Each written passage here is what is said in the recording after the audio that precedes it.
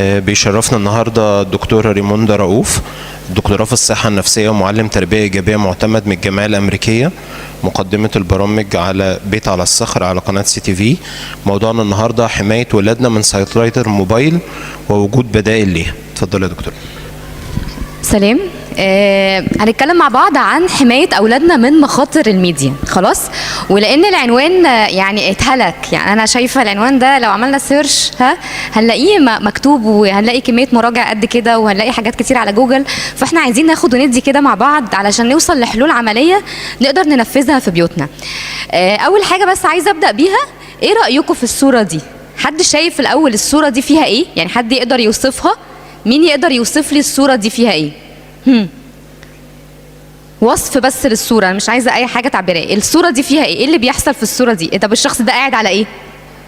فادي الكتاب. شكرا يا فادي. الكتاب مساعده، فادي بيقول الكتاب مساعده يطفو ويعوم. يطفو ويعوم على ايه؟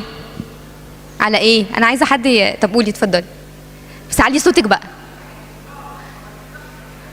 نعم، انقاذ، حاجه زي الانقاذ، الكتاب زي الانقاذ. طب البحر اللي هو بيعوم عليه ده فيه ايه؟ هسمعك كسب. هو الاول البحر فيه ايه؟ البحر فيه ايه؟ معمول فيه ايه؟ السوشيال ميديا. سيلفيا بقى شايفاه بصوره، قولي لي كده، تعالي قولي لي شايفاه ازاي؟ تعالي بقى، انا قولي في المايك، عايزه حد يقول لي رؤيته ايه للصوره دي. هو انا شايفه ان الكتاب اساسا ما بقاش يعني هدف ليه، هو قاعد عليه ومتجاهله خالص، وهو اللي غرقان دلوقتي ومهتم ان هو يعوم فيه هو السوشيال ميديا. يعني هو هامل الكتاب اساسا. ده يعني فكرت اوت اوف ذا بوكس بقى، هي شافت انه هو قاعد بس مش مركز في الكتاب وعايم على بحر السوشيال ميديا. تمام. مين تاني شايف الصوره بشكل تاني؟ ممكن بس تيجي عند المايك عشان صوتنا بس يبقى واضح لبعض. تيجي عند المايك، تعالي بسرعه. ممكن على فكره يكون لنا رؤيه تانية. انا مثلا ما بصيتش زي رؤيه سيلفيا، رؤيه مختلفه عني بس حلوه قوي. يعني انا حسيت انه قارب نجاه بالنسبه لي، ده رؤيتي. رؤيه سيلفيا لا، شافت انه ده هو اصلا متجاهله وعايم في وسط السوشيال ميديا. كل واحد ليه رؤيته، كل واحد يقول لي ايه شاف ازاي الصوره دي. اسمك ايه؟ كريستين. انا شايفه ان السوشيال ميديا دي بامواجها العاليه قوي، ان هي زي ان بتغرقه هو ان الكتاب ده طوق النجاه، او ان هو بيطفو بينجو من السوشيال ميديا وامواجها العاليه عشان يعرف يعدي. يعني لازم بالقرايه او بالثقافه الفعليه ان احنا هنقدر نعدي السوشيال ميديا بشائعاتها او باخبارها الزائفه، فهو بيحاول ينجو من الحاجات دي. شكرا يا كريستين. في مننا اللي هيشوف زي سيلفي وفي مننا هيشوف زي كريستين، ودول رايين يعني الاثنين صح. هل في حاجه من الرايين دول غلط؟ ايه رايكم؟ في راي ان الاثنين دول غلط؟ ها؟ متاكدين؟ طيب ايه رايكم لما بنيجي نكتب بوست كده على الفيسبوك، كل واحد بقى متحمس لرايه ونقعد نمسك في خناق بعض، واقول لك لا انا اللي صح، يقول لك لا انا اللي صح، وفي الاخر بيطلعوا شويه ايه؟ اراء. هل الاراء فيها صح وغلط؟ الاراء ما فيهاش صح وغلط. طب ايه اللي فيه صح وغلط؟ ايه اللي اشكرك؟ المبادئ فادي. ايه كمان؟ الايه؟ الحقائق. ما هي المبادئ بقى جزء من الحقائق. في حقيقه، الحقائق دي اللي بتيجي فيها وصايا الكتاب المقدس. هل في وصايا نقدر نقول عليها راي؟ انا رايي بصراحه ان الكذب مش خطيه. دي اسمها راي ولا دي اسمها ايه؟ كذب خطيه. دي حقيقه، حقيقه موجوده فين؟ في الكتاب المقدس. ودي من اهم مخاطر السوشيال ميديا. السوشيال ميديا عملت لنا خلط كده احنا ككبار في الرأي والحقيقة. احنا ككبار، اوعوا تفتكروا انا هكلمكم على العيال النهارده. العيال دي مش تعمل حاجة غير ان احنا ايه؟ نشتغل على نفسنا الأول وهم يعملوا زينا. فأول حاجة احنا محتاجين نفرق فيها في فكرنا ان احنا الرأي صح والرأي صح. ايوه شكرا انك شفتي ده. لكن في ناس تعمل ايه؟ لا لا لا، ايه ده؟ مش صح الكلام ده. ده الكلام الصح هو 1 2 3، واحنا لا مفرقين ما بين الرأي والايه؟ والحقيقه. يبقى دي نقطه مهمه جدا، يمكن بحس انه من اخطر الحاجات اللي ممكن نواجهها في السوشيال ميديا. طيب بما اننا شفنا الصوره دي، انا بس المفروض دي تشتغل، المفروض تشتغل. انت حاططها؟ خلاص تمام. عايزين نفكر في السوشيال ميديا بشكل مختلف. مش عايزين نبص عليها كبعبع كده، كحاجه بتخضنا، شبح، لانه هي بصراحه مش حاجه مخيفه قوي. يعني هي حاجة ممكن نستخدمها بطريقتين، بطريقة إيجابية وبطريقة سلبية. يعني مثلا بحب جدا المثال اللي هقوله ده، السكينة ممكن أعمل بيها الأكل وناكل وننبسط وممكن اعور بيها. عامله زي السلاح ذو حدين، هقدر استخدمها استخدام صح وهقدر استخدمها استخدام غلط. ايه هي مميزات السوشيال ميديا؟ ايه الحاجات الحلوه في السوشيال ميديا من وجهه نظرنا؟ قولي اسمك وقولي حاجه. نرمين هتقولي ايه؟ تطور. في السوشيال ميديا فيها تطور فعلا، وتطور رهيب، وتطور ده فادنا كتير. شكرا ليكي. هي اتفضلي، اسمك ايه؟ لا فلورا، اتفضلي. شكرا ليكي يا فلورا. قربت المسافات فعلا، ان في مسافات بقينا ممكن نكلم ناس في بلاد بره وكانهم قاعدين معانا.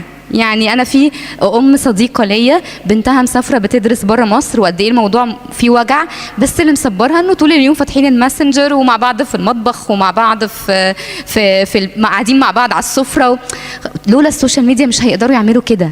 لسه ما هي حاسه بان هي مش معاها وموضوع وجعها، بس الى حد ما دي بركه كبيره. ايه كمان مميزات السوشيال ميديا؟ هسمع فيديو بس اسمعك. اسمك ايه؟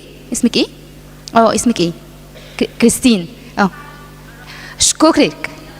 شكرا يا كريستين. التعليم للكبير والصغير، الكلام ده عام، انا بتكلم على الاطفال وعلينا لانه الاطفال دول نوع من انواع البشر ولا ايه؟ صح؟ زينا يعني هيكبروا يبقوا ايه؟ عادي زينا. فاحنا بنتكلم بشكل عام. احنا ككبار نقدر نتعلم مليون حاجه من على النت، مليون حاجه. اللي عايز يتعلم هيتعلم. احنا في ثانيه كده ممكن نجيب الكلمه اللي احنا عايزين نسمعها والمتكلم اللي احنا عايزين نسمع منه، صح؟ لو احنا عايزين فالتعليم. شكرا ليكي. اتفضل يا فادي. باور اوف سوشيال ميديا، قوه. هي سلاح ذو حدين حقيقي يا فادي. فادي بيقول قوه، فيها قوه، والقوه دي هنقدر نستخدمها في المميزات وهنقدر نستخدمها برضو في المخاطر زي ما فادي بيقول، لانها سلاح ذو حدين. دي كلها مميزات للسوشيال ميديا. تعالوا نقول اللي احنا قلناه مع بعض. هي مجال لتنمية المهارات. دلوقتي ممكن نوفر فلوس كتير في كورسات ممكن نروحها. طبعا اهمية الكورسات والحضور المباشر وحاجات دي مهمة، بس دلوقتي الاتجاه رايح للتعليم عن بعد. حتى لو الكورس جنبي في البيت اللي جنبي ممكن اتعلم عن بعد. ليه؟ في استثمار للوقت اكتر. ممكن تتعلمي وانتي واقفة في المطبخ قاعده بتغسلي مواعين، تقعدي تتعلمي. تقدر لو انت عايز تعملي ده هتعملي ده. لو انت وانت واقفه بتعملي اكله ما تضيعيش وقت بقى تسمعي اي كلام، ترغي مع صاحبتك، نميمه بقى، شغل النميمه ده لا. ممكن نتعلم حاجه، ممكن نسمع وعظه، ممكن نشغل كورس، ممكن نشغل اي حاجه تدينا مهارات. كل ده اقدر اتعلمه. ومحدش بيقدر يكتشف نفسه الا لما بيتعلم، ومحدش بيقدر يكتشف مواهبه الا لما يتعلم. اوعوا تفتكروا مثلا الواحد هيكتشف نفسه كده. يجي ربنا يقول لك خدي بالك يا ريموندا، انت عندك موهبه الالقاء. مفيش حاجه اسمها كده. ريموندا بتشتغل على نفسها وبتقرا وبتتعلم وبتشوف يمين وشمال وتاخد هنا كورس وتاخد هنا كورس، وفي وقت من الاوقات نكتشف ان انا عندي مهاره معينه، في وقت من الاوقات اكتشف ان انا عندي موهبه معينه. يبقى مجال لتنميه المهارات التواصل، زي ما قالت نرمين غالبا، انه بنتواصل وقادرين يكون في كونكشن ما بيننا بالرغم بعض المسافات. وسيله للترفيه عادي، ما ممكن نلعب، ما احنا هننبسط عادي. ايه المشكله؟ مش رعب هي واي نوت ان نلعب عادي نلعب بس في حدود. لكن هي وسيله للترفيه ووسيله سهله في ايدينا. زمان ما كانش فيه الوسيله السهله دي. فرصه للمواهب الحقيقيه. دلوقتي كل المواهب بتقدر تطلع على السوشيال ميديا، اللي عنده واللي ما عندوش. هو اي حد بيعرف يعمل اي حاجه، يا ريان يا فجل كده يطلع يقولها على السوشيال ميديا. بس المواهب الحقيقيه ليها فرصه على السوشيال ميديا. في ناس كتير خدوا فرص من خلال السوشيال ميديا، من خلال هم دخلوا على السوشيال ميديا وبقى ليهم صوت وبقى ليهم حاجه مسموعه. انتوا نفسكم لان مخكم بيفلتر، ففعلا ممكن تلاقوا حد بيصور من بيته بس الحد ده قيم جدا، تفضلوا تتابعوه ومركزين معاه وتسجلوا اللينك بتاعه وتخلوا اللينك بتاعه على جنب. صح؟ مش بتعملوا كده ليه؟ حاسين ان هو بيقول ايه؟ كلام مهم وكلام مقنع، مش بيقول اي كلام. حتى لو الكلام ده بيعمل اكل حلو، ما هي دي موهبه من ضمن المواهب. فانت بتسجلي الحاجه على جنب، بتحطيها على جنب، لانه فعلا موهبه حقيقيه. ولما بيمر قدامك حاجه مش اي كلام زي ما بنشوف، بتعدي خلاص. صح كده؟ فهو مجال وفرصه للمواهب الحقيقيه. بنتعلم زي ما قالت كريستين، بنتعلم حاجات كتير، وفي تنوع بقى. تنوع ما كانش موجود زمان. زمان كانت الساعه 9 صح باين بيلون كده التلفزيون، حياتنا خلصت. يعني احنا حياتنا خلاص وقفت كده. خلاص هي ميزه وعيب، ميزه وعيب، بس خلاص لا دلوقتي افضل، احنا دلوقتي في تنوع، دلوقتي نقدر نعمل حاجات كتير. طيب عرفنا ان في يعني استبشرنا خير، يعني احنا انبسطنا صح. تعالوا نشوف عيوب السوشيال ميديا. بس قبل ما نشوف العيوب عايزه نشوف فيديو كده مع بعض مدته 3 دقايق بس نتامل فيه. هو هيضحكنا سنه بس هشوف يعني راينا فيه ايه. استاذنك نفتح الفيديو. الفيديو اسمه الحياه قبل الموبايل. الاطفال كانوا بيعملوا ايه قبل، احنا كنا بنعمل ايه قبل الموبايل.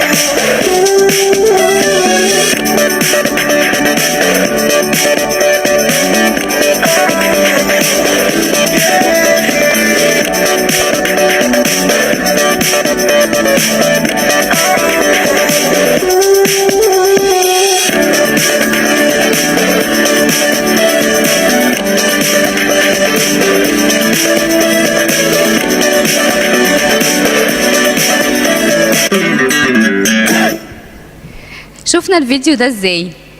مين يشارك؟ اتفضلي فادي، تعالي في المايك، تعالي في المايك. مين زي فادي يقول حرفيا ما فيش حاجه ما عملهاش بالحاجات دي. مين عمل حاجات من الفيديو ده؟ او مين وهو صغير؟ المفروض ان كلنا على فكره عملنا حتى ان شاء الله حاجه واحده منها، لان ما كانش عندنا موبايلات. احنا كلنا كده مع بعض كده ما كانش عندنا موبايلات، فكلنا وش عملنا الحاجات دي. في مننا اللي عملها كلها قفلها كلها ال 24 زي فادي، وفي مننا اللي عمل منها حاجات كتير. انا من ضمن يعني في حاجات كتير كده رجعتنا لذكريات. ليه يا جماعه؟ ليه؟ ممكن حد يشاركني؟ اتفضلي. في وقت ومش بنستغل. لا عارفين نستغله، هو ده مش ابداع؟ ايوه صح، ما هو كان عندي فراغ وعندي وقت، فالوقت خلاني افكر في حاجات اعملها. وهنا مش ممكن نرجع برزنتيشن، هتعبك معايا. وهنا هفكر معاكم للحظه كده، ولادنا بيعملوا كام حاجه من دي، فاحنا نتخنق ونزهق ونجيب اخرنا ونروح رامين لهم الموبايل. سؤال بقى، كم مرة يا جماعة بنقتل الإبداع عند ولادنا ونستسهل عشان نخلص، لأن احنا معانا أداة سهلة فنخلص نديها لهم، بدل ما نعفر سنة صغيرة مع شوية عياط وزن. كتير أنا أم برضو، لود جدا، أيوة أنا عارفة. بس لأن الموبايل دلوقتي شكل من أشكال الإدمان عند الولاد والبنات، فلما بنقرر ان الوقت خلص ويسيبوه، بيحصل لهم حاجه اسمها اعراض الانسحاب. عارفين اعراض الانسحاب بتاعت المدمنين؟ بتحصل للعيال، يعملوا كده ويتشنجوا ويزعقوا ويرموا نفسهم على الارض. هو ايه اللي بيحصل ده؟ دي اعراض انسحاب موبايل، ده فعلا، ده علميا. فاحنا مش قادرين نستحمل، هنقعد في الغلب ده؟ لا خلاص، كمل. او مثلا مش قادرين نعافر شويه في قاعده متفقين عليها ان الموبايل ليه مده محدده في اليوم، ساعه مثلا، ساعه ونص، ساعتين، كل بيت وليه قاعده، انا مش جاي اتكلم في القواعد. مش قادرين نعافر بس ان احنا ما نكسرهاش ونتحمل شويه عياط وزن، وطبيعي هيعيط. ما هو الاطفال هتعبر ازاي؟ ما هي اكيد هتعيط، هي عندها وسيله اخرى. هل هتقدر تقول ماما دي عندها حق؟ طفل عندي مثلا 5 سنين يقول لك ماما دي عندها حق، اكيد بتفكر في مصلحتي. في طفل هيفكر كده؟ مستحيل، مش هي دي طريقته، فغصب عنه هيعيط ويفرفر ويرمي نفسه على الارض. فانا مهم ان انا اتحمل سنه شويه، اتحمل شويه كتير، مع الوقت هيحصل له سيستم انه خلاص هي ما بترجعش في كلامها، وهي كمان بتتحملني. طيب، من اللي احنا شفناه تعالوا نفكر مع بعض في عيوب السوشيال ميديا. قبل ما نخش احنا نبص، تعالوا نتناقش مع بعض. ايه عيوب بقى السوشيال ميديا؟ ايه عيوبها؟ علي صوتك. بعد المسافات. بصوا، لكم ان تتخيلوا ايه؟ البعد الاسري، التفكك الاسري، شكرا ليكي. وهي بعد المسافات. لكم ان تتخيلوا ان الميديا بالرغم انها بتوصل وبتعمل كونكشن بالناس، لكن في نفس الوقت بتسبب تفكك بين الناس. ايه ده؟ بتعمل الاثنين؟ بتعمل الاثنين بصراحه، الاثنين. الرك على مين؟ دي الشخص اللي بيمشي الدنيا. اصل انا اللي بمشي، مش هي اللي بتمشيني. لو هي بتمشيني يبقى انا لا مؤاخذه شبشب في رجليها يعني، لكن انا اللي بمشيها. ما انا اقمع جسدي واستعبده، انا اللي بمشي الليله.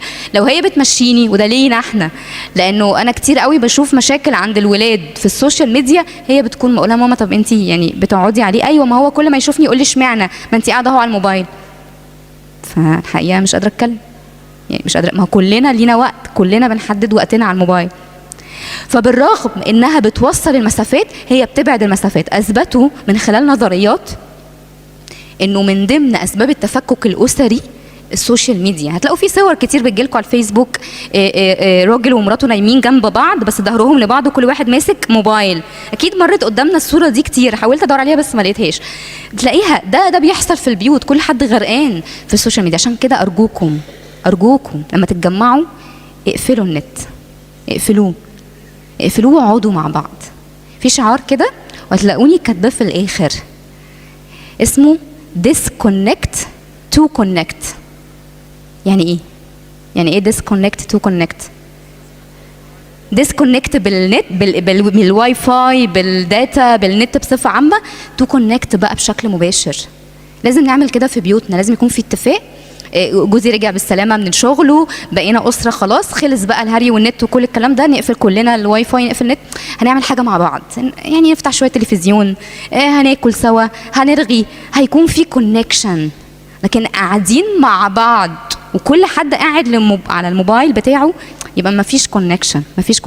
فشكرا انه تفكك اسري، عامل بعد اسري، بالرغم ان الميديا هي السبب في التواصل. شوف يعني ايه الاثنين. ايه كمان من مخاطر السوشيال ميديا؟ اتفضل فادي. حاجه من المميزات انا شايف ان ليها جانب. من المميزات ان انا لو عاوز معلومه هعرف اوصلها بسهوله. اشكرك. لكن عيبها ان انا لما كنت باجي ادور عليها في كتاب غير المعلومه دي، بقع في النص على ميرسي جدا. سمعتوا فادي؟ فادي بيقول انه في حاجه هي ميزه كانت موجوده في المميزات بس نقدر نقولها في المخاطر، انه انا اعرف اوصل للمعلومات بسهوله بس الكتب مضمونه، لكن وانا بدخل على النت انا بغرق وسط بحر من المعلومات. يا عالم هو صح ولا غلط، يا عالم هيبنيني ولا هيوقعني، يا عالم هيوديني على فين، يا عالم. فهي فعلا ميزه وعيب في نفس الوقت، ولينا احنا كمان مش بس للاطفال. ايه كمان؟ اتفضل حضرتك. اسمك ايه الاول؟ مينا. اتفضل. اشكرك، شكرا ليك.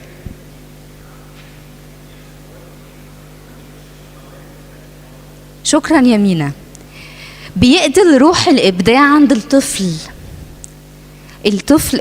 هقول لكم احصائيه اتعملت، والاحصائيه دي يمكن لسه ما ظهرتش على ارض الواقع، بس يعني اتعملت كده بشكل معين واكتشفناها، لان من شويه من ضمن الحاجات اللي بدرسها الثقه بالنفس، وقعدوا يبحثوا ليه احنا جيلنا كده انا وانتوا اكتشفنا مواهبنا اسرع. كلنا اكتشفنا مواهبنا اسرع، كلنا على 3 ابتدائي 4 ابتدائي 5 ابتدائي عرفنا كده، يعني نورت معانا حاجه. عيالنا لسه مش عارفين، يعني بيوصلوا لاولى اعدادي وثانيه اعدادي مش عارفين مواهبهم ايه، وهم مش عارفين يكتشفوا نفسهم عشان اللي قالوا مينا مفيش وقت يكتشفوا. في حاجه اسمها قوه الملل. يعني ايه قوه الملل؟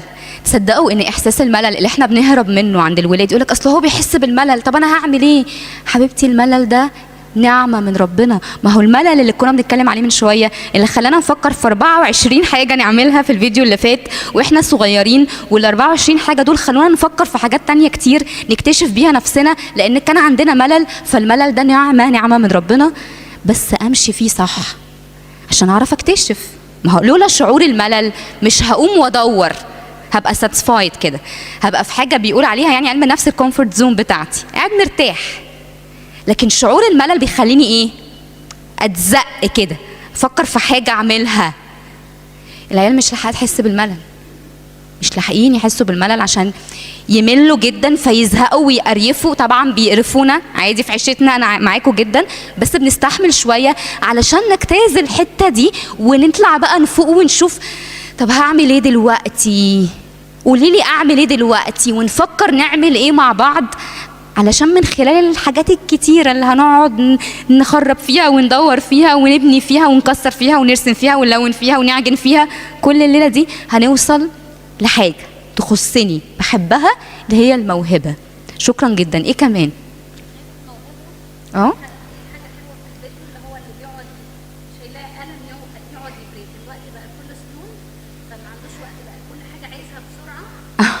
نقطة جميلة قوي.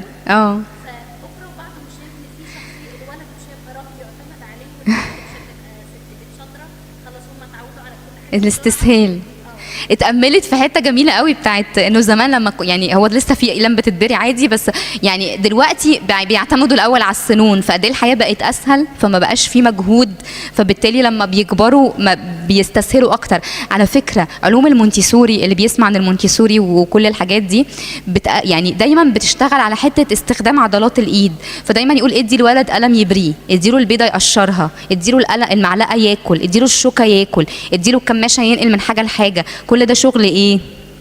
ده شغل ايد. وعلى فكره العيال بطبيعتها بتبقى عايزه تعمل ده، بطبيعتها. هتلاقي الطفل هو كلمه على لسانه سيبيني، شكرا، عنده طاقه، عنده طاقه. احنا من الاستسهال هاكله واشربه والبسه واقشر له البيضه واحط له في بقه، عايزه اخلص، عايزه، وغصب عننا. انا معاكم، انا اوعوا تفتكروا ان انا مش معاكم، لا انا معاكم وحاسه بيكم وحاسه بكميه المعاناه والضغط بتاعنا، بس طالما جبنا عيال خلاص هي مسؤوليه، احنا لبسنا خلاص، فيلا ايه نشوف ايه المسؤوليه بتاعتنا. يا اما مش هنبقى قد الوزن خلاص، ما ينفعش ما نبقاش قد الوزن خلاص، طالما نوينا خلاص يبقى لازم نكمل، هنتعب. مفيش حاجه اسمها ايه الحل بقى، لا هو مفيش حل. اوعى تفتكري ان انا النهارده هديكي مثلا دواء تاخديه 3 مرات في اليوم ابنك يبطل السوشيال ميديا، مفيش الكلام ده، مش موجود ده. حتى الطب نفسه مفيش الكلام ده، يقول لك هناخد الدواء تعالى استشاره نشوف ايه اللي هيحصل، علشان ممكن ده ما يجيبش نتيجه، لان معظم الادويه بتحل اعراض مش بنعرف نوصل من جوه.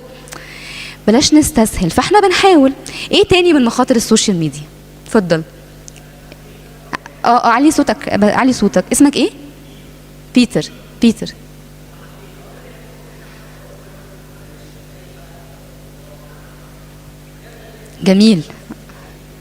جميل قوي حقيقي. شكرا، ميرسي قوي. سمعتوا قال ايه؟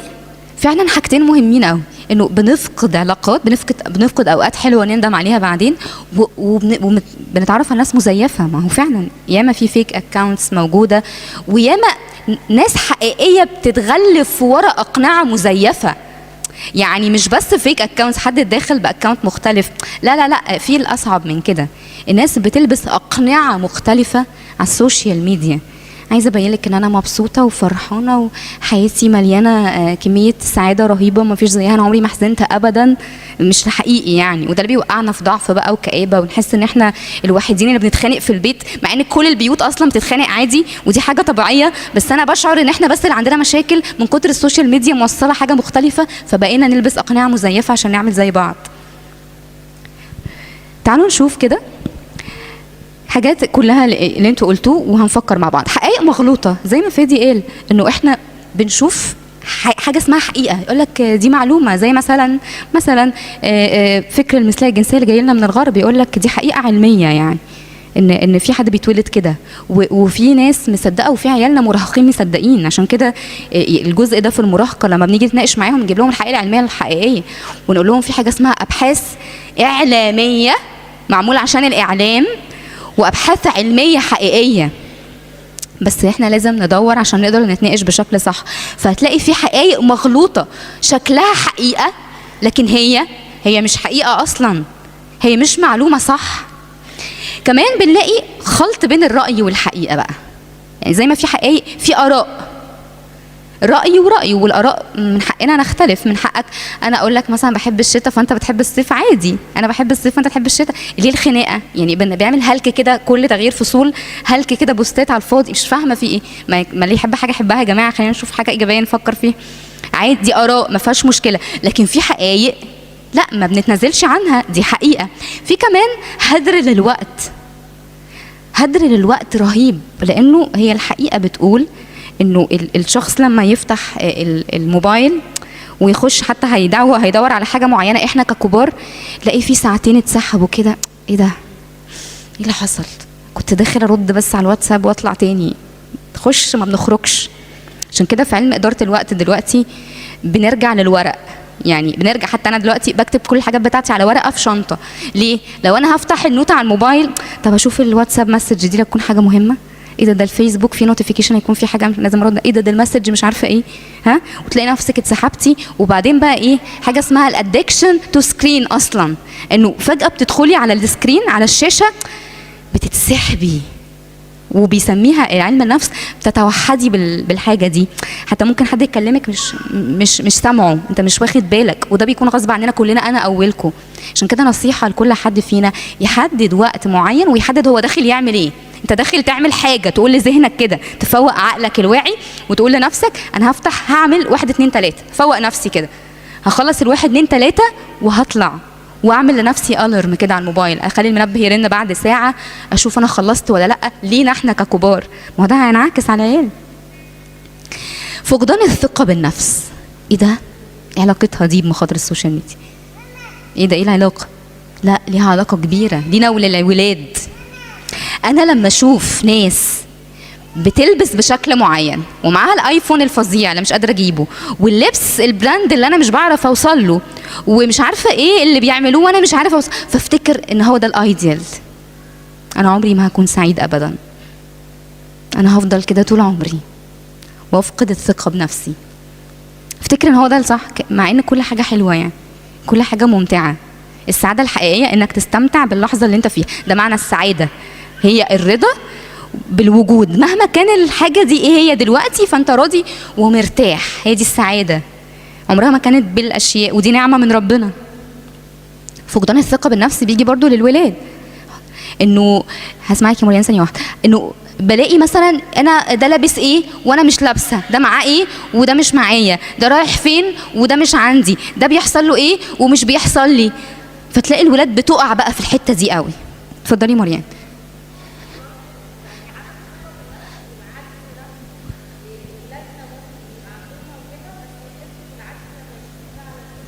شكرا.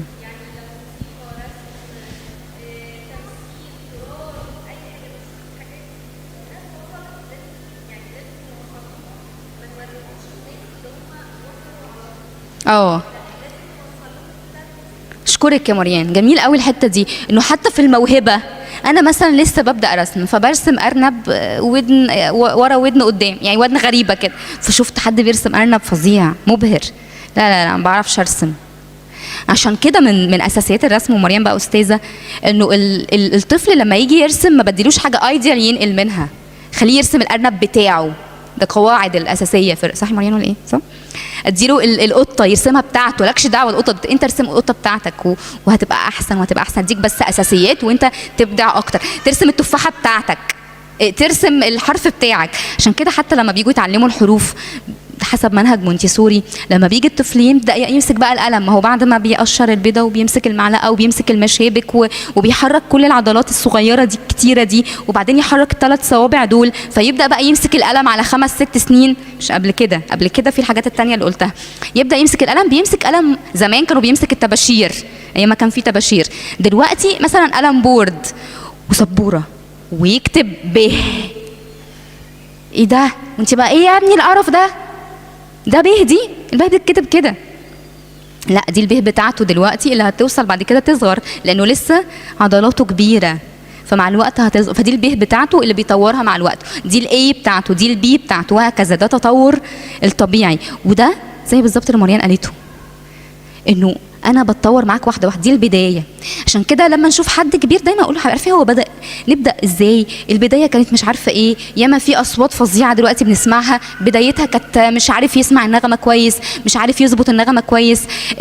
انا مثلا لما حد بيسالني ويفتكر انت ازاي بتعرفي تقولي وفي البرنامج مش عارفه ايه، اقول له على فكره انا اول مره رجلي كانت بتخبط في بعض وكنت بتهته وما كنتش عارفه اتكلم وكنت مش عارفه اقول، وبقول ايه ده انا ازاي كل الناس دي هتشوفني ولا ازاي ده هيسمعني، اكيد مش ايه ده، بتبقى عادي، ما دي البدايه، دي بدايه اي حد، مفيش مشكله، عادي، ده هو ده الطبيعي. ده لو ما حصلش يبقى انت مش انسان، انت جاي انسان آلي من كوكب الانسان الآلي، جاي تقعد معانا مننا في البشر. لكن الانسان الطبيعي اول حاجه ليه بيعملها بيكون لسه في قلق، مش بتبقى فيها بروفيشناليتي عاليه، بيبقى درجه اولى من الموهبه بتاعته. كسر الحدود بقى، الناس عارفه بناكل ايه وبنشرب ايه وبنعمل ايه وبنخش التويلت امتى وبنطلع من التويلت امتى وبنعمل شاور امتى، كل حاجه، ومسافرين فين وقت مش عارفه ايه. كسر الحدود، مبقاش في حدود خالص خالص. تفكك اسري زي ما قلنا، انه بيعمل تفكك في الاسره نفسها، بالرغم ان اسمها سوشيال ميديا عشان بيبقى فيها تواصل اجتماعي وفعلا بتعمل كونكشن ما بين الناس، لكن للاسف حسب الدراسات انها بتعمل تفكك اسري. وطبعا ميديا الاباحيه ربنا يرحمنا كلنا، ومشكله كبيره، ونسبه كبيره قوي من ولادنا بيدخلوا عليها، والعمر نزل جدا، بقى من 6-7 سنين دلوقتي بيدخلوا على المواقع دي للاسف. ومش بس هما بيدخلوا بارادتهم، هي بتتقدم لهم على طبق من ذهب، يعني هم قاعدين فيتفضل حبيبي موقع قدامه، فلو مش عنده وعي نقول لا، هعمل الاكزit، ماما تعالي شوفي، ماما في هنا حد مش لابس هدومه، تعالي قولي لي ايه ده. لو ما فيش ده الكونكشن ده هيكمل. وحاجه تانية هقولها كمان شويه. طيب الحاجه اللي قلتها لكم من شويه، انه الانترنت دلوقتي اسمه انترنت ادكشن، بقى شكل من اشكال الادمان بيعالج. يعني دلوقتي في ولاد وناس كبيره بتوصل لمرحله من الادكشن، لمرحله من الادمان، بتدخل في اطار علاج نفسي، وهي حاجه عاديه، يعني حاجه عاديه خلاص. احنا النهارده من الاخر يعني بنمنع البلاء قبل وقوعه، يعني قبل ما نوصل لده بنعمه ربنا، كل حاجه بنعمه ربنا.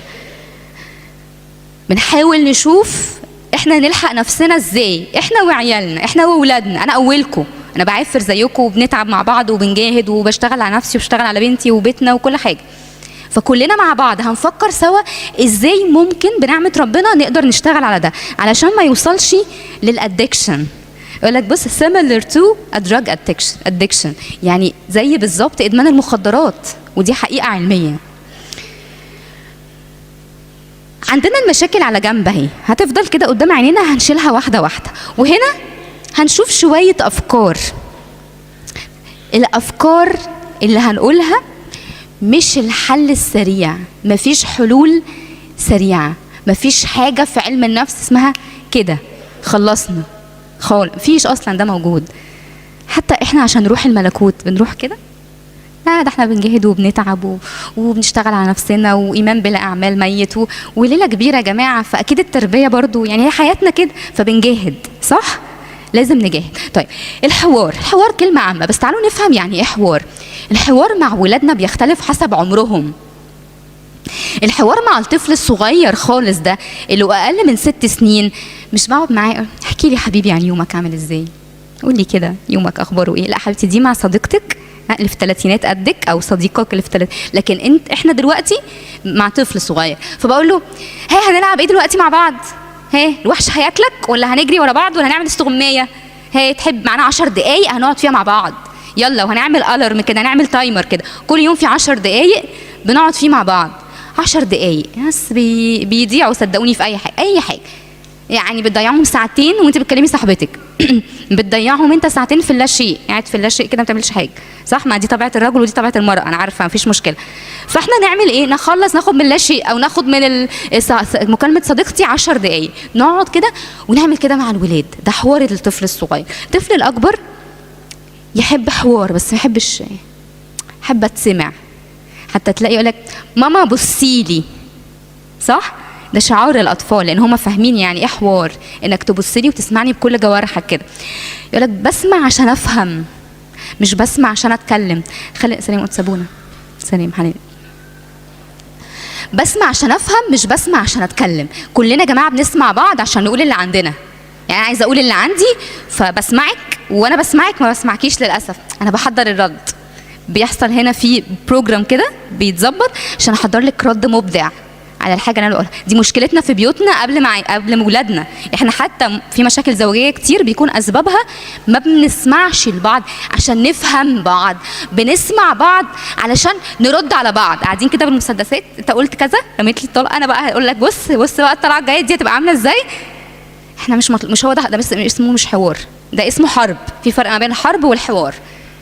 الحوار اسمعك وافهم كويس انت عايز تقول ايه. حتى لو انا عندي اعتراض مش هحضر الاعتراض، انا بس الهدف اني افهم، واجي اقول لك يعني انت تقصد، وعيد صياغه الكلام تاني، يعني انت يا حبيبي تقصد ان انت النهارده وانت بتلعب مع صاحبك في المدرسه اتخبطت في رجلك واتوجعت جدا؟ قد ايه الموضوع ده يضايق.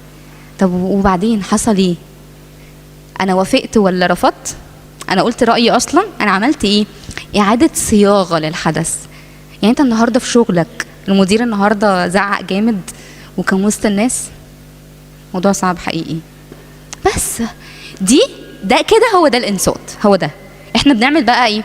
ما هو انت اللي غلطان بصراحه، عشان قلت لك مليون مره تاخد بالك، عشان قلت لك مليون مره وانت ماشي في المدرسه تاخد بالك لا تتخبط ولا تؤديك وقعت احسن. بس قفلنا بقى خلاص، اتقفلت الحوار ضبه مفتاح خلاص، مفيش حوار خلاص. تواصل عائلي، ايه ده؟ هو مختلف عن التواصل اللي فات. من ضمن العلوم الجميله اللي هو يعني مظلوم جدا علم التربيه الايجابيه، الناس بتنهال عليه هم مش فاهمينه اصلا ده بيتكلم عن ايه، فبس بنظلمه وخلاص. بيتكلم عن الحب والحزم، ازاي يكون عندي حب حازم وحزم حاني، يعني ده اساس التربيه الايجابيه. المهم من ضمن الادوات الجميله يعني اعاده الموروثات القديمه، واللي هي الاجتماع العائلي. انه زمان كانت العيله بتقعد مع بعض قعده حلوه كده يوم في الاسبوع، يقول لك تعالوا نعمل تواصل عائلي، نخلي فيه 10 دقايق كده ربع ساعه بنتكلم سوا مع بعض ومش بنبستف حد. احنا مش قاعدين عشان نجيب الواد نجيب الورا واللي جاي بقى ونبستفه، لا، احنا بنتكلم. شكرا يا فلان ان انت ساعدتني الاسبوع اللي فات، شكرا يا حبيبي ان انت عملت معايا مش عارفه ايه. كل حد كده بيشكر التاني في القعده دي، ونلعب لعبه حلوه ونشوف لو في مشكله عايزين نتناقش فيها، لو في خطه قدام نتكلم عنها. فيها ايه؟ حوار، صح؟ في كلام ما بيننا. كل اللي فات ده اسمه ايه؟ اسمه سوشيال من غير ميديا. سوشيال، اجتماعيات. مش احنا النهارده جايين نحمي نفسنا من مخاطر السوشيال ميديا؟ نعمل سوشيال من غير ميديا، هنحمي نفسنا من مخاطر السوشيال ميديا. سوشيال حقيقي، نتكلم مع بعض، ناخد وندي مع بعض، نشوف بعض. طبعا مش هينفع نعمل ده واحنا ماسكين الموبايل وبنتكلم مع بعض، مش هينفع. لكن بنقفل النت كلنا، نقفل التلفزيون، نقفل اي حاجه بتعمل يعني تشتت لانتباهنا علشان نتكلم مع بعض، ناخد وندي مع بعض. الحوار ده هل شايفين انه ممكن يحقق حل من الحلول او يحل المشاكل الملونه دي؟ يحل حقائق مغلوطه؟ يحل؟ ايه رايكم؟ ازاي ممكن الحوار يحل حقيقه مغلوطه؟ حقيقه شافها الطفل على النت مثلا، زي الحوار اللي قلت لكم عليه من شويه اللي جاي لنا من الغرب، انه المثليه الجنسيه في حد بيتولد كده، اطفال بيجي لها ده معلومه علميه، حقيقه مغلوطه. لو في حوار الحقائق المغلوطه دي هتتفك، هتتظبط ازاي؟ اشكرك، هساعدك تتكلم في ما بيننا كوبري. فانت هتقولي وانا اقول لك رايي، وانت تقولي رايك وانا اقول لك رايي، واقول لك بص بقى في حته فيهاش اراء، احنا في كتاب مقدس هنرجع له، صح؟ في علم هنرجع له، في حقائق هنرجع لها، حقائق حقيقيه، لكن دي حقائق اعلاميه بروباجندا. ده بيجي منين؟ من الحوار. الحوار والتواصل عامل بالظبط، عارفين جبل التلج؟ جبل التلج يا جماعه الحته اللي باينه من فوق هي اللي اكبر ولا الحته اللي من تحت؟ اللي تحت اكبر. ده من شكل، ده حتى ده من ضمن الحاجات اللي قايم عليها التربيه الايجابيه. بيقول ان اللي بيبان من فوق هي السلوكيات دي حاجات صغيره، لكن في حاجات عميقه جوه. العمق اللي احنا جايين نتكلم عنه دلوقتي هو الحوار، ده عمق. هل بيحل خلط بين الحقيقه والراي؟ ما هو برضو في حوار. فانا هتكلم معاك اقول لك لا، في فرق ما بين الحقيقه وفي فرق ما بين الراي. يعني ايه رايه؟ طب ده رايك. على فكره كلنا كده، احنا مثلا 5 قلنا 5 اراء، ال5 صح مفيش حاجه، لكن في حاجه من شويه فيها حقيقه ما ينفعش تتكسر. هل بيحل التفكك الاسري؟ طبعا. ما هو بيحصل تفكك ليه؟ عشان مفيش ايه؟ عشان مفيش حوار. طيب في كده يعني اب جميل جدا اسمه فاميلي لينك، كم واحد يعرفه؟ طيب ايه الفاميلي لينك؟ الفاميلي لينك ده ابلكيشن بيربط موبايلي بموبايل الطفل. ايه ده؟ هو يمسك موبايل مختلف؟ طالما نويته لازم. ليه؟ بصي بقى، اليوتيوب بتاعنا اكثر خطوره وفظاعه من اليوتيوب بتاع الاطفال. في كاني برميه في بحر بجد ومش عارف بربع جنيه يعوم، فانا بموت ابني، بموته. طب اليوتيوب كيدز اللي هو بينزل على جوجل فاميلي لينك ما فيهوش حاجه؟ لا هو فيه برضه، بس ما نطمنش قوي، هو في حاجات برضه بتيجي وحاجات غريبه كده، بس اقل خطوره. الفاميلي لينك كمان عنده ميزه، احنا نقدر نتحكم في الوقت من خلال موبايلي وموبايل الطفل. انا اقدر يعني مثلا احنا قعدنا مع ابني واتفقنا، وبقول اتفقنا، بلاش يا جماعه فكره ايه انا قلت لك مليون مره، احنا اتفقنا على، اصل انت او انا كبابا او ماما، انا كبيرنت في حياه ولادي، انا مش مدير، صح؟ انا قائد. ومن هو القائد؟ القاده هم من يصنعون قاده. ده حاجه في الليدرشيب سكيلز. القائد الحقيقي اللي بجد هو اللي بيخلي اللي تحت ايده قاده برضه يقودوا. اللي ما بيعملش كده ده مش قائد. خلاص؟ طيب انا كبيرنت، انا كأب او ام عايز اقود حياه ابني، فلازم اعلمه يقود حياته، صح كده؟ فبنتفق مع بعض، ففي اتفاق مسبق. اللي هيساعدني بقى ايه في الباتل، يعني في الخناقه.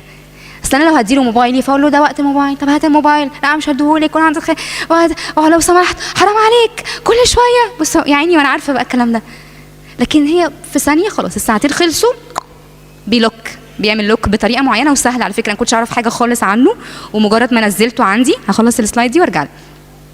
اول ما نزلته عندي بينزل عند الموبايل التاني اوتوماتيك، وبتعملوا ايميل للطفل بعمره الحقيقي وبتربطوه بالايميل بتاعكم. كل ده على فكره هو بيديهولك بالتدرج، يعني محدش يستصعب الامر، ولو مستصعبين نذاكر. يعني خلاص هو الشيطان شاطر جدا، مش بيقولوا كده، وذكي قوي على فكره، وبيعرف يطور من نفسه. فاحنا لو ما عرفناش نطور من نفسنا خلاص شكرا، بنسلمهم كده للشيطان. فاحنا هنطور من نفسنا عادي، هنتعلم. بس انا بقول لكم هو سهل. طيب وبنقدر نحكم في الوقت، بنقدر نتابع الابلكيشن ايه اللي ينزل وايه اللي ما ينزلش، وبيقول لنا مثلا ابنك عمل نزل كذا، ابنك حصل له كذا، ابنك دلوقتي عايز، ممكن انت كمان تدي كونفيرم، يعني تقول اوكي نزل ده، لا ما ينزلش ده، خلاص. ووقت معين للنوم، تقولي مثلا السليب عندنا النوم لكذا فبيقفل. نظام عملناه بالاتفاق، اتفقنا عملنا النظام اتظبط، مش هيتكسر. هيكون في عياط طبعا، بكاء وعويل ورحيل تبكي على اولادها، ها، ولا تريد ان تتعزى، هو عايز يبكي ويعول وخلاص، مفيش، في عياط ورمي على الارض ويمرمغ نفسه. جدا، انا مش جايه من كوكب اخر. بس ثانيه واحده، هنستحمل، لان في حاجه، أداة جميلة من أدوات التربية الإيجابية، وهي من أدوات التواصل عامة ما بين البشر، حاجة اسمها إقرار المشاعر. إيه إقرار المشاعر دي يا جماعة؟ إني مهمتي ناحيتك أعترف بمشاعرك، أعترف بشعورك، مش بنكره عليك. هو فعلا حزين، هو فعلا مكسور، هو فعلا متضايق، هو فعلا حاسس بإن في حاجة عايز يعملها وما عملهاش. عادي، ده هيحصل عادي، مفيش مشكلة. هعمل إيه؟ هتراجع؟ لا. طب هعمل إيه؟ هقول له أنا حاسة بيك جدا، أنا جنبك، شوف محتاجة اساعدك ازاي، افتحي لي الموبايل، احنا متفقين، انا بعتذر، متفقين، انا جنبك وبساندك، وشوف اساعدك ازاي. طيب اصلا انا سمعت قبل كده ان احنا نتجاهل الطفل. طب يعني ايه نتجاهل الطفل يا ماما؟ يعني اسيبه يخبط راسه في الحيطه؟ لا حبيبتي، لا مش صح. يقصد تجاهلي السلوك، يعني ما تقعديش تقولي له بطل عياط وبطل وحرام عليكم ما تعملش كده، لا سيبيه يعيط، ده حقه، مشاعر حق من حقوقنا. لكن ما بغيرش الاتفاق، ما بيتكسرش خالص مع الوقت، لان في حاجه بتساعدني. انا بشوف جوجل فاميلي لينك بيساعدني شويه، بيساعدني، لان الباتل هتبقى اقوى واشد لو بديله موبايلي، صعب قوي قوي، غير ان الخطوره اكبر. يعني موبايل منفصل، اتفاق بين الطرفين لا يجب كسره، حب وحزم بنفس الوقت. فين الحب؟ انا جنبك وبساندك وبحبك. وفين الحزم؟ مش بكسر القواعد. كده انا عالجت هدر الوقت، طبعا عالجت هدر الوقت. وانا رايي برضو ميديا اباحيه وفقدان الثقه بالنفس وكسر الحدود، لان كله مربط ببعضه، بس انا بلمس في حته معينه. عالجنا هدر الوقت. هسمعك اتفضلي. هايله.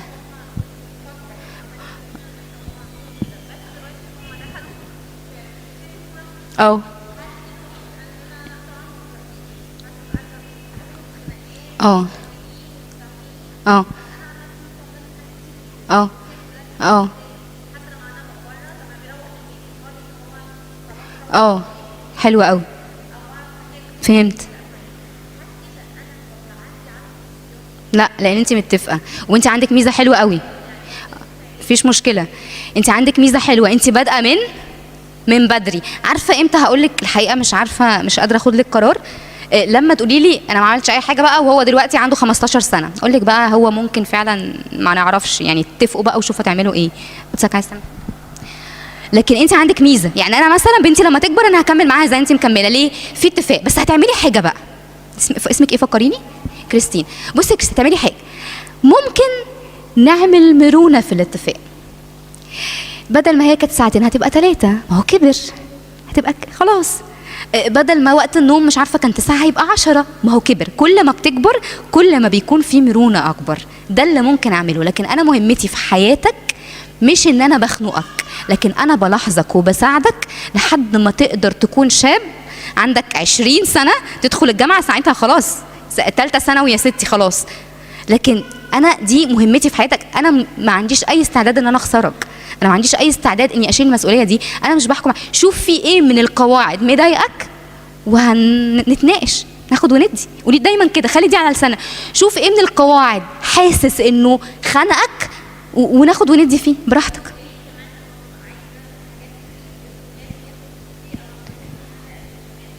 بس في ميزه ان انت الحاجه اللي نزلت قبل كده خلاص مش بتدي فيها ابروفل، في حاجه بتتعمل كده، يعني دوري فيها. يعني انا مثلا بنتي نزلت حاجه بعدين قررت هتمسحها بعدين هتنزلها تاني، فخلاص كده مش هعمل بيها ابروفل تاني، فخلاص فاهمه. اعملي دوري على الحته دي بتسهل قوي. ميرسي لسؤالك. هاخد السؤال ده وبس. اتفضلي. اسمك ايه؟ قولي. السؤال مهم جدا. لورا صح ولا فلورا؟ فلورا. سؤال مهم قوي. مش قبل 3 سنين، يا ريت من 4 بس مش قبل 3 سنين، ممنوع منعا باتا شاشات. حتى يقولي طب عشان انا بقى كنت في كوجي فيقولي طب كان بيتفرج على كوجي ولا كوجي، فاهمين؟ طب مش عارفه برنامج حلو عندكم في CTV اسمه هيرو، ولا ما يشوفش شاشه قبل 3 سنين، ما يشوفش شاشه. اقفلي الشاشه غطيها وخليه يسمع، ممكن ننمي مهاره السمع. لكن قبل 3 سنين اجرام في حق الطفل يشوف شاشه. انا بنتي خدته من بعد 4 سنين، من بعد 4 سنين بس بقى حاجات بسيطه ووقت وعلى فكره يعني هو المفروض علميا بعد كده، بس انا عملت كده من اول 4 سنين. ليه؟ بصوا بقى المعلومه دي، في حاجه اسمها في ذهننا العتبه البصريه. ايه العتبه البصريه دي؟ العتبه البصريه دي حاجه كده في تركيبه مخنا اللي بتبقى متواصله مع العين. العتبه البصريه دي ليها مساحه كبيره كده، مساحه من وهو صغير الطفل متعود يتامل كده ويبص على الصوره، تلاقيه يعمل كده وبعدين ينقل على الصوره دي ويبص عليها شويه، صح؟ تلاقيه مثلا وانت ماشيه بيه في الشارع يجري شويه يجري شويه ويتنح قدام محل كده، يا حبيبي اخلص يا حبيبي، صح؟ ايه؟ العتبه البصريه فيها هدوء. الميديا بقى في سن صغير تعمل ايه؟ تسرع رتم العتبه البصريه. ليه؟ صوره لصوره لصوره لصوره لصوره، ما بقاش في حاجه بيتامل فيها، بقى في شويه كراكيب في المخ، فتلاقي الطفل هايبر. بقى الطفل مش عنده صبر، طفل صغير مش قادر يعمل نشاط لاخره. ليه؟ حصل ايرور في العتبه البصريه. هي بترجع بترجع لما نقلل الوقت الموبايل ويحصل فيه بقى المعافره وكل الكلام ده، لكن قبل 3 سنين بنأذي فكره العتبه البصريه دي. فهمنا النقطه دي؟ مفهومه؟ طيب عشان وقتنا بس لازم اخلص. التربيه الجنسيه، والحقيقه لما بجيب سيرتها انا بحب قوي ابونا بشوي صدقي حبيبنا كلنا اللي تلمذنا في التربيه الجنسيه، كتاب كيف نعلم ابنائنا عن الجنس. ده كتاب موجود في مكتبه المحبه. ليه؟ عشان دي الكتب بنرجع للكتب.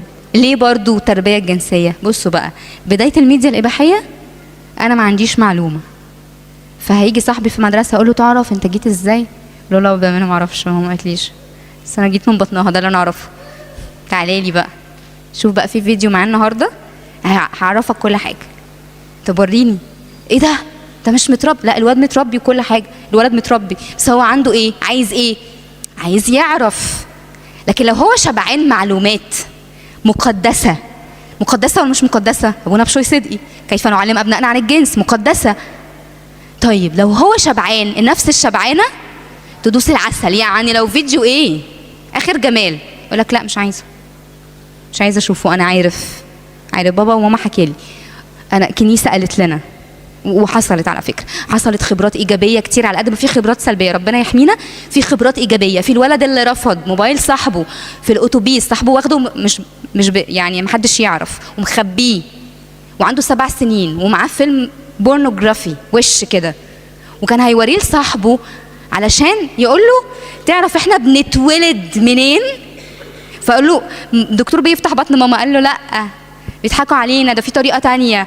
بس ماما لو كانت قالت في فتحه مقدسه ما بين رجلين ماما الطفل بينزل منها وتجيب بالونه وكل ده موجود في الكتاب، ونجيب بالونه كده ونوريه ازاي الفتحه دي بتتملى، اسمها المهبل وفاجينا، معلومات مقدسه عاديه، جسمي مقدس. كان الولد هيقول لك شكرا مش عايزه اعرف، دي حاجات مقدسه. هو فعلا الولد ده عمل كده، قال له الكلام ده ما ينفعش يتقال، مش مقبول، واللي انت بتقوله ده مش صح، وانا عارف كل حاجه. يا ميس جاب المشرفه بتاعت الباص سحبت الموبايل. ليه؟ عشان متربي؟ كل العيال متربيه، لا عشان شبعان. التربيه الجنسيه السليمه تحل ميديا اباحيه؟ لانه الاساس بتاعها، الاساس انه عايز اعرف في ولا يهمك، لا عادي. طيب ايه كمان؟ تحل كسر الحدود. ما انا هتعلم الحدود من التربيه الجنسيه، جسمك وجسمي، فكرك وفكري، ازاي بقبلك كشخص، بحبك كشخص، بس افكارنا مش واحده، عادي، انت في ليك فكرك وليا فكري. طيب فقدان الثقه بالنفس تتحل ازاي؟ انه دايما نعلم ولادنا حبيبي انت قيمتك في ذاتك مش في انجازاتك. ربنا بيحبنا عشان حاجه، ربنا بيحبنا من غير حاجه. في قول ابائي جميل كده بيقول مفيش حاجه بنعملها تخلي ربنا يحبنا اكتر، ولا حاجه بنعملها او مش هنعملها تخلي ربنا يحبنا اقل. هو ربنا يحبنا كده كده، احنا بس لازم نقرب منه عشان نعيش حياه افضل، احنا اللي محتاجين. فانا محتاجه اعمل انجازات في حياتي عشان حياتي تبقى افضل، بس مش عشان احس بقيمتي اكتر. فارجوكم نحسس ده لاولادنا ازاي؟ الحب الغير مشروط اللي دايما بنتكلم عليه. انا بحبك مش عشان حاجه، انا بحبك وبس. انت بتذاكر عشان خاطر عقلك يبقى قوي، عشان خاطر تشتغل على نفسك، علشان خاطر تدخل هتحقق هدفك. بتذاكر عشان نفسك مش عشاني. لكن انا بحبك كده كده، قيمتك في ذاتك. وطبعا يعني ايه، كل حاجه من دول محتاجين نبحث عنها اكتر. يعني في حاجات تانية مهم نعرف ان في مهارات للسوشيال ميديا. يعني ايه مهارات السوشيال ميديا؟ يعني وانا كده مع ولادي افهمه مثلا حاجات اللي انتوا بتقولوها. لما بنتي مثلا تبدا تعمل فيسبوك ولا ابني يبدا فيسبوك ومحدش يسالني من امتى، انا ما عنديش قواعد الموضوع ده. اقول له حبيبي طب ناخد بالنا انه في ناس حقيقيه بتعمل، في ناس مش حقيقيه بيكون ليها اكونتس. يبقى انت خدت مهاره. في حاجه ممكن حد يكون حاطط صوره بابا بس هو مش بابا، ممكن حد يكلمك بس هو مش الشخصيه الحقيقيه. حبيبي مش اي حاجه بنعمل لها شير، فكر قبل ما تعمل شير. مش اي حاجه نعملها بوست. بنفكر دايما، نحب نقول للولاد فكر قبل ما تقرر. تحسوا ان احنا محتاجين احنا اللي نعرف ده، تحسوا كده سبحان الله. بس مش مشكله، احنا هنقول للولاد صح، للولاد حبيبي لازم ناخد بالنا to think before sharing your info. تفكر قبل ما تشارك معلوماتك، لان ده خطر على فكره. افضل اكتب بنتي في مدرسه ايه وابني في مدرسه ايه، وانا لما يجي حد مثلا لقطني على الصفحه انا بنتي معاكي في المدرسه مدرسه كذا، اروح ماسحه الكومنت واخش لها حبيبتي بحب ميرسي جدا ومبسوطه ان احنا نعرف بعض، بس انا ما بحبش اشير ماي انفو خالص على السوشيال ميديا. ما بحبش حد يعرف عني حاجه، لانه اصلا خطر يا جماعه، مش حاجه صح. دونت شير يور انفو. فكر قبل ما تشير. شير صوره حلوه، الحاجه بعد ما تخلص، مش عشان الحسد، عشان ما نعرفش انت فين دلوقتي، مش عشان عين الناس. فيش الكلام ده. ما تعملش الحاجه في وقتها، علشان كون ان في معلومه بتنزل عنك دي مش حاجه بسيطه، مش حاجه بسيطه. طيب دي مهارات، ولو شفنا هنلاقي مهارات اكتر. انا يعني طولنا بس لان الوقت رحل. انا خلاص ده اخر سلايد. عدم استخدام العنف. ايه ده؟ ايه علاقه ان انا ما استخدمش العنف مع ولادي بالسوشيال ميديا؟ ايه العلاقه؟ بصوا بقى، انا ده حاجه في علم النفس بس هشرحها بكل بساطه. انا عملت سلوك فيه عنف مع ولادي، دايما بزعق وبضرب وبقلب الدنيا. ابني حبيبي اللي عنده 4 سنين ده، هل عنده قدره يقول لنفسه يا عيني يا بابا انت مش عندك طريقه تعمل بيها اداره لغضبك، انا هسامحك؟ هل يقدر يعمل كده لنفسه؟ ابدا يا حبيبي. بيعمل لنفسه حاجه اسمها حيله دفاعيه لا شعوريه. يعني ايه؟ يحاول يحمي نفسه. فيحمي نفسه ازاي؟ يكبت، يفصل نفسه عن الواقع، يدور على حاجه يطلع فيها غلبه. ايه هي الحاجه دي؟ ممكن تبقى عاده سريه، ممكن تبقى ميديا اباحيه، ممكن تبقى تحرش، ممكن تبقى سلوكيات مختلفه زي السرقه زي الكذب. ليه؟ هو فصل نفسه، كبت جواه، ابتدى يطلع ده في حاجات تانية عشان حاجة كده تطري على قلبه.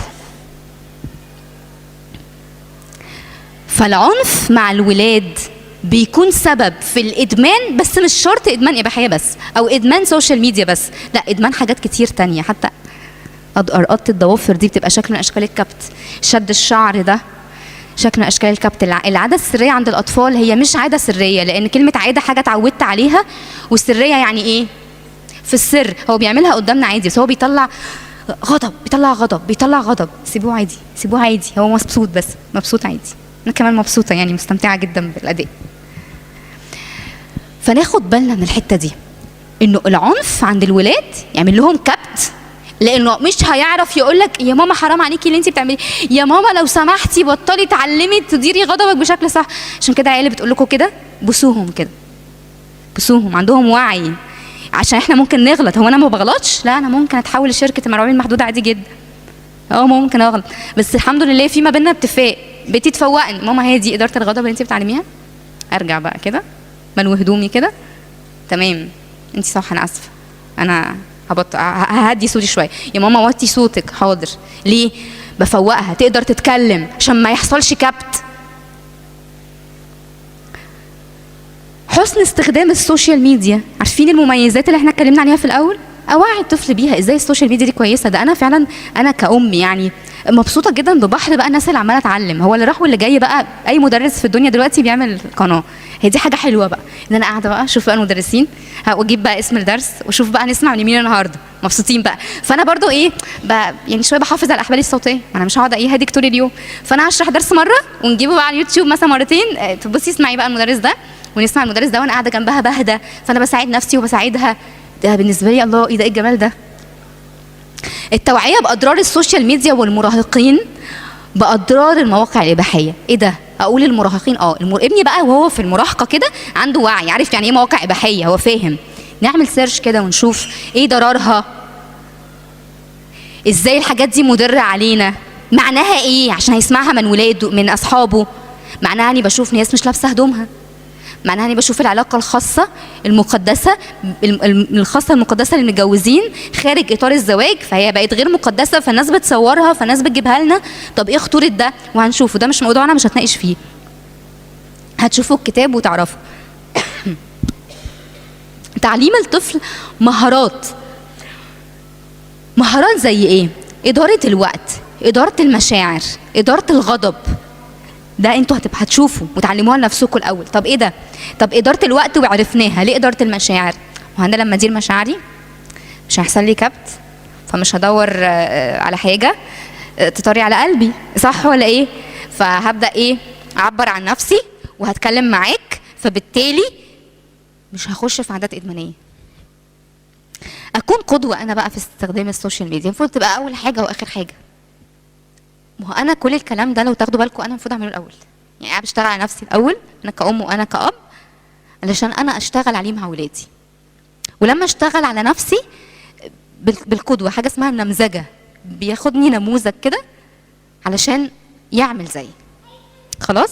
طيب اخر حاجه اللي انا قلتها لكم بقى، disconnect to reconnect. احنا مهمتنا نعمل ديسكونكت كده للميديا، نوقف الميديا، نقول انا هستخدمها في وقت معين. انا هقول لنفسي كده فكره، لازم اقول لنفسي انا هفتح دلوقتي، هخلص هرد على الرسائل، هشوف الواتساب لو في حاجات مهمه، هعمل مش عارفه ايه. خلصت. ممكن لو عايزه العب خلاص هحدد وقت للعب نص ساعه، في ناس تحب اللعب عادي، هقول مثلا وقت اللعب نص ساعه، وقت ساعه، وهكذا. اعمل ليميت وبعدين ديسكونكت بقى، تو ريكونكت بقى بعد كده. تمام؟ حد عنده اسئله بقى؟ عشان انا هاخد اسئله هنا مش عارفه اخدها وانا ماشيه. بنتي جايه متزرزره عشان عندها واجبات وبتاع، فانا لازم اخدها واسحب، هسلم على اصحابي بس اللي انا شايفاه. فحد عنده اسئله دلوقتي؟ حد عنده اسئله دلوقتي؟ طب كنت عايزه تقولي حاجه.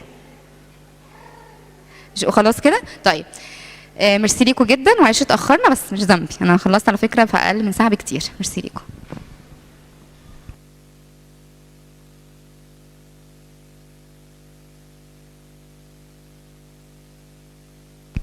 احنا بنشكر دكتور ريموند على المحاضرة الحلوة دي بجد، يعني بنستمتع ويا ريت ما تغيبيش علينا.